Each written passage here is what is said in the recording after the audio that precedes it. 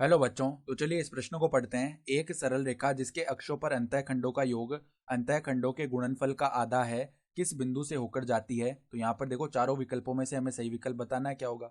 तो प्रश्न में आगे बढ़ने से पहले इस प्रश्न से संबंधित जो मुख्य उदाहरण है उसकी हम चर्चा कर लेते हैं। तो देखो, मुख्य उदाहरण क्या हो जाएगी। अंतःखंड अंतःखंड रूप में सरल रेखा का समीकरण क्या होता है। सरल रेखा का समीकरण देखो हम किस प्रकार से लिखते हैं।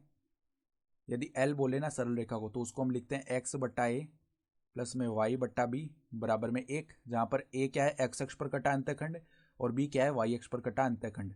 तो हमें देखो सवाल में क्या बताया हुआ है कि अंतःखंडों का जो योग है यानी ए प्लस बी वो किसके बराबर है, अंतःखंडों के गुणनफलों का आधा यानी ए बी बट्टा दो। तो अब देखो, इस संपूर्ण समीकरण में हम ए बी से भाग दें तो ए बट्टा में ए बी प्लस में देखो बी बट्टा में ए बी बराबर में ए बी बट्टा दो गुणा में ए बी आ जाएगा।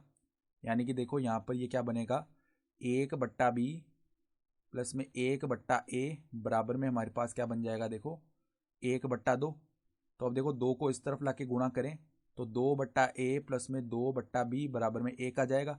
तो अब देखो, जो मानक अंतःखंड रूप होता है उससे हम तुलना करें ना, एक्स बट्टा ए प्लस वाई बट्टा बी बराबर एक से, तो यहाँ पर एक्स बराबर में बन जाएगा हमारा दो और वाई बराबर भी आ जाएगा दो। यानी कि ये जो सरल रेखा है ये 2,2 से होकर गुजरेगी। ठीक है, तो अगर हम विकल्प देखें ना, तो हमारे पास में विकल्प बी आ रहा है, देखो 2,2, यानी कि विकल्प बी हमारा सही विकल्प हो जाएगा।